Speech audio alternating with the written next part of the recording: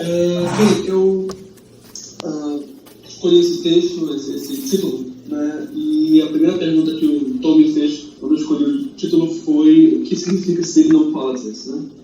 Eu vou começar a partir de uma explicação desse termo, tudo bem? Ele não pretende ser nada diferente, eu só pensei ele mesmo de uma forma bem ad hoc para colocar no título. Então, assim, eu gostaria de inicialmente explicar o termo, Signal Politics, que se encontra no título da apresentação, tudo bem?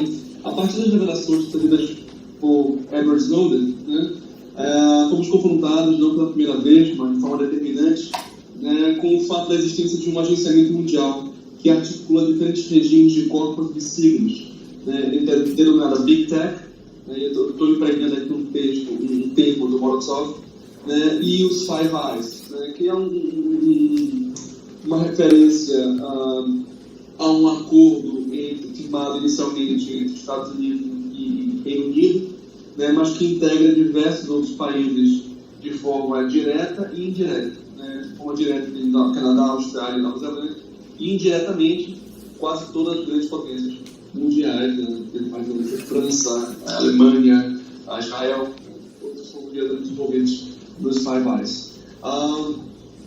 Eu decidi justificar os dois termos escolhidos acima, Big Tech e Five Eyes, recorrendo tanto às citações populares, que eu recomendo, né, como socorrendo de uma intuição profundamente gotariana, ou seja, a existência de um agenciamento global mundial. Tá? Seria o caso de pensar criticamente a diferença entre o global e o mundial, que pode ser caracterizado pelo nome de Capitalismo Mundial Integrado, ou CNI, né, do Guattari, né, nos seus textos, no final da década de 70 até o final de sua vida. Tá? Então, considerando o público para o qual essa apresentação se dirige, é importante esclarecer que o termo CNI ele é cunhado por Guattari para caracterizar o modo histórico-maquímico do capitalismo contemporâneo, cuja axiomática sempre modelável, né, justamente após ter colonizado toda a superfície terrestre, passa a subverter fluxos e fronteiras postos por outras formas de distribuição do espaço dos possíveis. A intenção é justamente tentar caracterizar essa axiomática como um aprofundamento do caráter ecumênico, né, do capitalismo previsto pelo Guattari. Né? Essa subversão não possui um termo específico, senão de capitalizar com a desestabilização, com a assimetria, com a crise, tá? Seja lá política, social, ambiental, enfim. Né? Creio poder afirmar, portanto, que as revelações de Snowden não são mais do que um episódio do processo histórico que pode ser reconduzido à noção de CNI. Tudo bem? Com o Guattari, eu trago uma citação aqui de um texto que ele trata especificamente do conceito de capitalismo mundial integrado. Tá? Hoje, o CNI não possui um centro único de poder. Mesmo seu ramo norte-americano é policêntrico. Né? Os centros reais de decisão são repartidos por todo o planeta. Não se trata somente de estados maiores econômicos no topo, mas também de engrenagens de poder que se estabelecem, que se ramificam, né, em todos os níveis da pirâmide social, desde o membro do gestor, né, até o pai de família. Numa certa ótica, né, o CNI instaura a sua própria democracia interna. Ele não impõe necessariamente uma decisão que tenha sentido do seu interesse imediato. Né? E essa é uma citação basicamente do Guattari, eu só estou fazendo a citação aqui. O que eu quero destacar é que esse processo não se inicia com o Snowden. Né?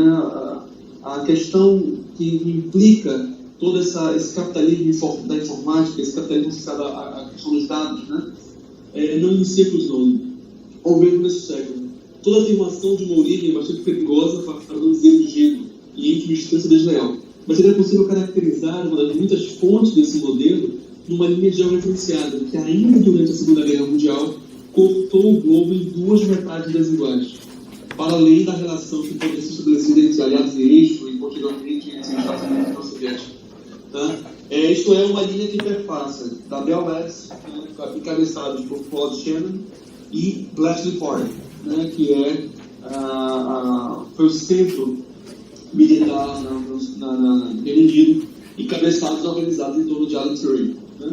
Shannon e Turing são responsáveis pela conformação da linguagem assignificante da computação e da internet. Uma linguagem que se funda sobre a base logarítmica binária da fórmula entrópica inspirada naquela de Boltzmann, que é a segunda fórmula da termodinâmica. A única diferença é que o sinal é trocado, em vez de positivo, se torna negativo. E ela é capaz de medir a quantidade de informação presente em determinado sistema, permitindo a encriptação e decriptação de mensagens, uma vez obedecidas às probabilidades evidenciadas pelas redundâncias observadas empiricamente desde a linguagem ordinária. Então, a definição é caracterizar desde o finalzinho da Segunda Guerra Mundial até hoje a potência da computação na internet. Existe um pensador alemão, Friedrich Hitler, que saiu uma obra dele traduzida recentemente para o Brasil, uma das mais importantes no caso, e ele fala justamente isso. Nenhum computador, nenhuma tecnologia computacional é tendencialmente ou absolutamente diferente daquilo que Turing previu com a sua máquina universal, a máquina que imita todas as máquinas. Tudo bem? Então, com o desenvolvimento dessas diversas linhas de investigação abertas por Shannon e Turing, a comunicação passa a tematizar diretamente os problemas associados ao canal e aos endereçamentos, tanto com relação à figura do emissor quanto do receptor, não tanto quanto com relação às noções de autoria e sentido, a semântica deixa de ter essa predominância como na era Gutenberg. É diretamente associado a essa compreensão que podemos denominar com alguma profundidade a partir do Marshall McLuhan, que o médium, a mídia, é a mensagem. Pois bem, quanto ao Signal Politics, defino primeiramente como um agenciamento de corpos de signos fundado em toda uma infraestrutura que precisa de uma semiótica significante para ser eficaz. Avançando, trata-se de um agenciamento que permite a transmissão e captura de qualquer mensagem, ou que não é o mesmo, uma mensagem qualquer.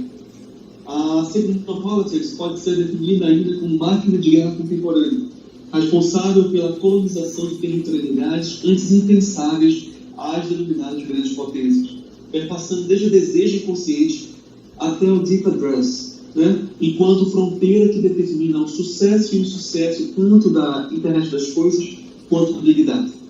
O que é a internet das coisas? São os artefatos que se comunicam entre si. E eles só podem se comunicar porque a relação que se estabelece entre eles é um alvo de endereçamento. É por isso que se discute hoje a ampliação da tecnologia de endereçamento, o IP V6. Pois bem, quanto a Signal Politics, desculpa, só continuando aqui no texto, uma máquina de guerra que se articula para além e aquém da noção de Estado ou de mercado, integrando o máximo de singularidades possíveis à sua lógica. Tudo bem? Essa é a noção de Signal Politics.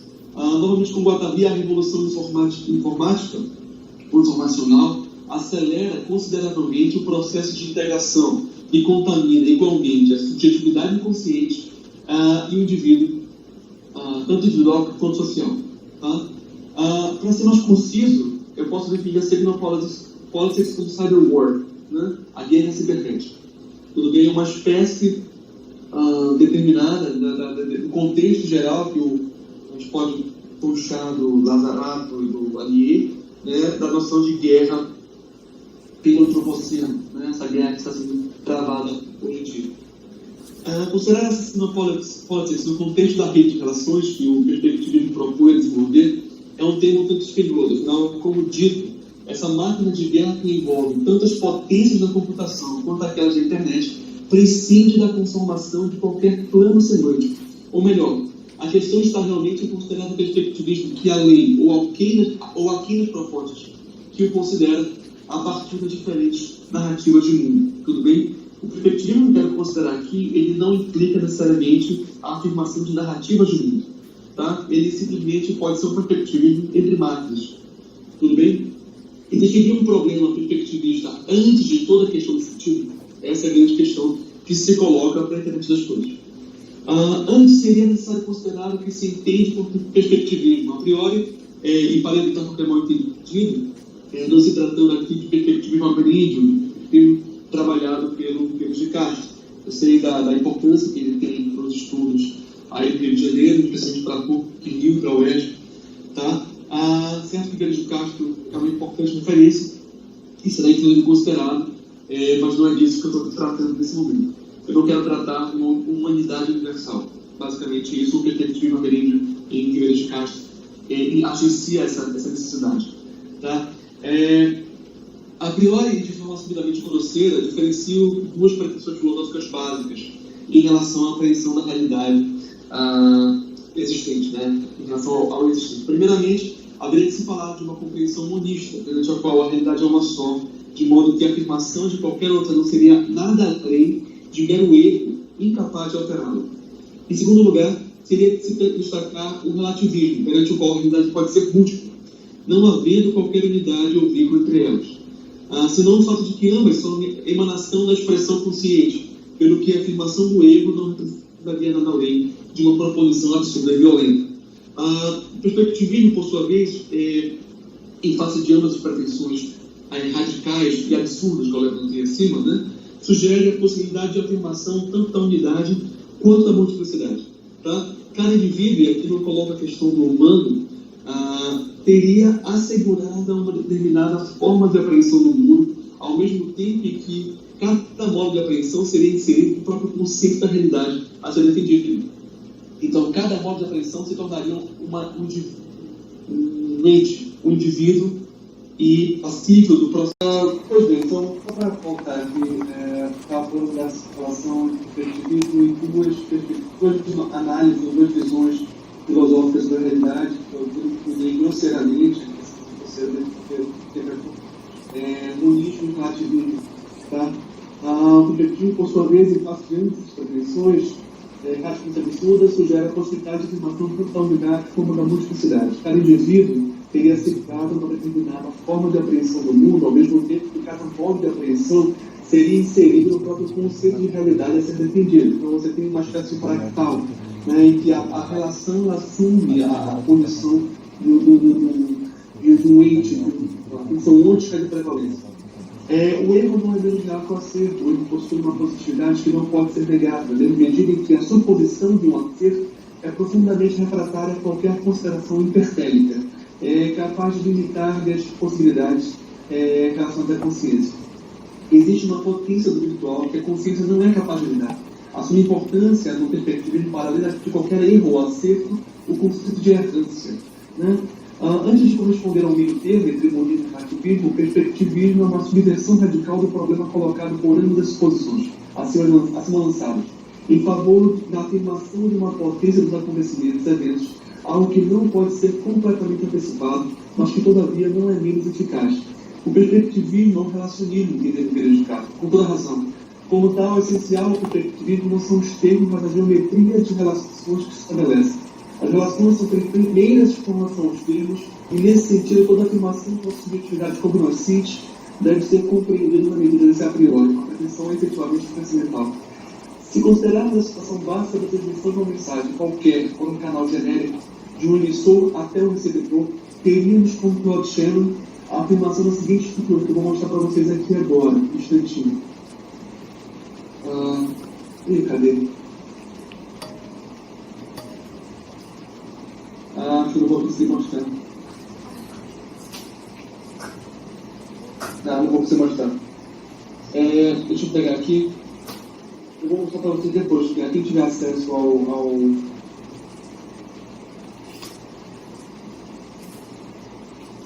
Opa, desculpas.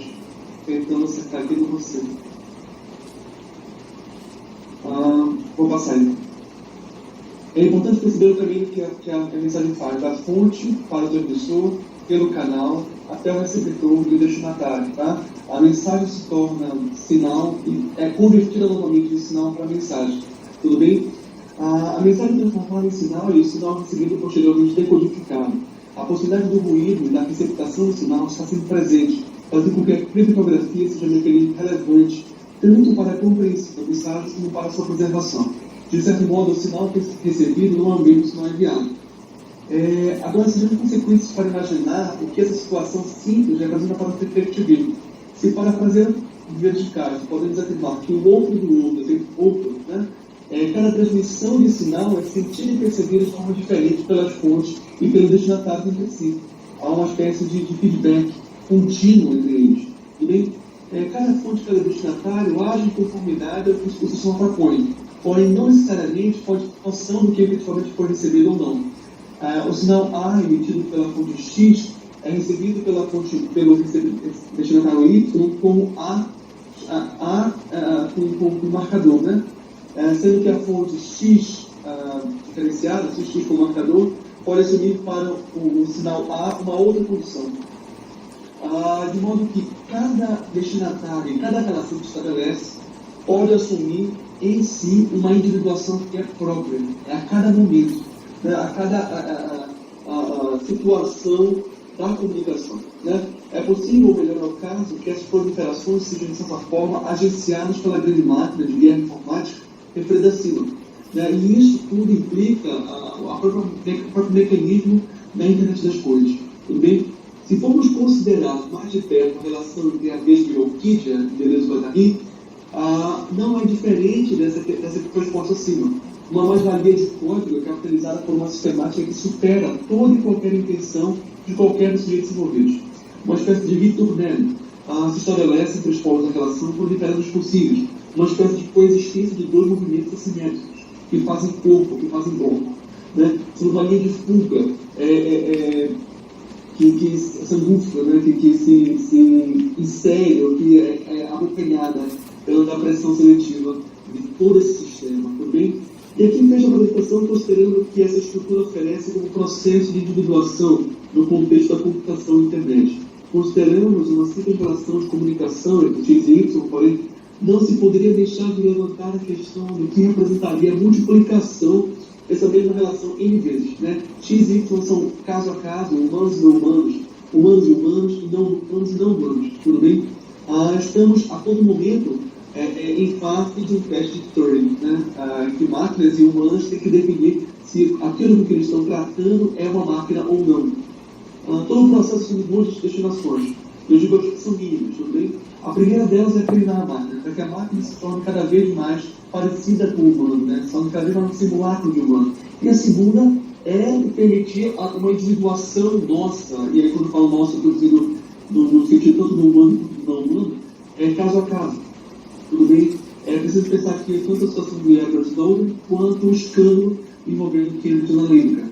Tudo bem? E essa última destinação eu quero considerar brevemente aqui agora. As máquinas de guerra, a computação da internet, são responsáveis por individuar, mas mais perfeitamente do que poderíamos sonhar em fazer. Disse que a máquina pode descobrir nossas preferências. Perceba que não trata aqui de desejo, necessariamente. Preferências políticas, sexuais, de consumo, enfim. Diz que a máquina não precisa de muita informação para deduzir tudo isso, mas que, a partir da lógica algorítmica, seria possível, a partir de poucos pontos de apoio, descobrir todas as nossas preferências, digamos assim.